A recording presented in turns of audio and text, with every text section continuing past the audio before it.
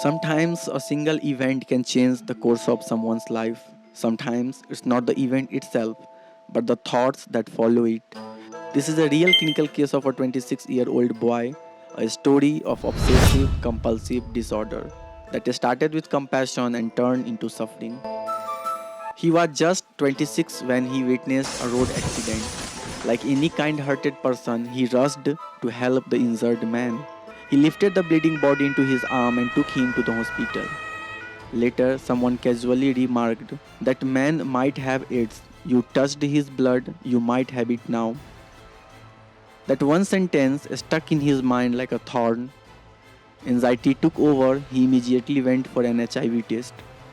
It was negative, but the relief did not last.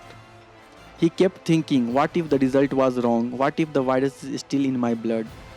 And then a cycle began. He underwent HIV testing not once, not twice, but over 200 times. His mind became a battlefield. A new fear emerged. If I go in a crowd, I will infect others. He isolated himself from society, stopped meeting people, his personality changed, he became withdrawn, anxious, and fearful. His parents noticed and brought him to the psychiatric clinic. After careful evaluation, he was diagnosed with Obsessive Compulsive Disorder (OCD). He was started on a medication and a psychotherapy. Over 5 months, he began improving, the intrusive thoughts reduced, and he started living normally again. But OCD is a chronic illness. Sometimes it changes its face. 1 month after his recovery, a disturbing new thought entered in his mind. What if my mother had sex with someone else? He was horrified by his own thought. He could not understand where it came from. The guilt, shame, and fear overwhelmed him.